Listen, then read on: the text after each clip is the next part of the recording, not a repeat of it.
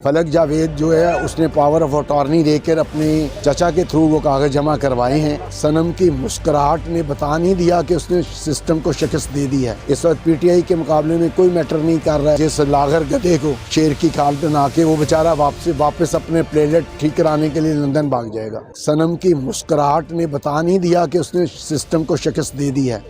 क्या उसके मुखालफिन की तरफ से रातों रात गैर आइनी तरमीम एक्ट में करवा के इलेक्शन से भागने की कोशिश ने ये बता नहीं दिया कि सनम जीत गई है, तो वो उन्होंने उसका क्या मुकाबला करना, कोई उसके मुकाबले में इस वक्त मैटर नहीं करता है। इस वक्त पीटीआई के मुकाबले में कोई मैटर नहीं कर रहा है। अगर फेयर इलेक्शन हुआ तो वो जो लेके आए हैं जिस लागर गधे को शेर की खाल बना के वो बेचारा वापस अपने प्लेलेट ठीक कराने के लिए लंदन भाग जाएगा।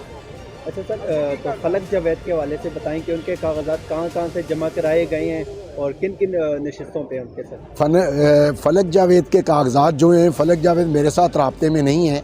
फलक जावेद जो है उसने पावर ऑफ अटॉर्नी देकर अपने चचा के थ्रू वो कागज़ जमा करवाए हैं और मेरी इतलात के मुताबिक एक जनरल सीट पर हैं और 2 उसके मखसूस नशिस्त पर हैं। अच्छा सर, फलक जावेद के बच्चे जो हैं घर में, वो किस तरह वालदा को मिस करते हैं, क्या तासुरात होते हैं, वो तो आपके पास ही हैं सर। ज़ाहिर है वो बहुत मिस करते हैं। 9 महीने हो गए हैं। फलक जावेद के बच्चे तो एक बच्ची मेरे पास है, बाकी सारे बच्चे उसके साथ हैं और वो तो पहले दिन से हमारे पास है। सनम के बच्चे दोनों मेरे पास हैं और वो दोनों अपनी माँ को बहुत शिद्दत से मिस करते हैं। उनको साइकोलॉजिकल इफ़ेक्ट आया है अपनी माँ की जुदाई की वजह से। उनकी हेल्थ ख़राब है, उनकी स्टडी ख़राब हुई है, लेकिन ज़ाहिर है हम इसको अल्लाह का लिखा समझ के बर्दाश्त कर रहे हैं। अच्छा सर, आपकी लास्ट टाइम मुलाकात कब हुई थी सर? 4 दिन पहले। अच्छा सर, क्या कहना था उनका? उसने मुझे सिर्फ ये कहा, उसने मुझे ये कहा कि पापा, मैंने उसे कहा कि वो इस बात से घबराई हुई थी या वरिड थी, परेशान थी कि मेरे पेपर रिजेक्ट हो गए हैं। तो मैंने उसे कहा कि हम आखिरी कोशिश करेंगे कानून के दायरे में रहते हुए। तो मैंने उसे हौसला देने के लिए कहा कि तुम घबरा क्या क्यों रही हो, तुम्हारी मखसूस नशिस्तों पे पेपर जमा है, तो मैंने ये MPA जो बनना चाहोगी बन जाओगी। उसने कहा पापा मुझे उससे कोई गर्ज नहीं है, मैं फील्ड में उसको हराना चाहती हूँ जिसने मुझे चैलेंज किया या जिसने मुझे थ्रेट किया। सर, मरियम नवाज़ का आप कह रहे हैं, तो मरियम नवाज़ के साथ मुकाबला बड़ा सख्त होगा, यार काफ़ी मेहनत करनी पड़ेगी कैंपेन की। नहीं, मैं मरियम को इस काबिल ही नहीं समझता। उसमें क्या खूबी है? एक इंतहाई डफर दिमाग की जाहिल और बदकिरदार औरत है वो। उसकी अपनी बहू जो है उसके बारे में अब क्या कहती फिर रही है? कहाँ सनम और कहाँ मरियम। आप शैतान और फरिश्ते का आपस में मुआजना करने चले हुए हैं।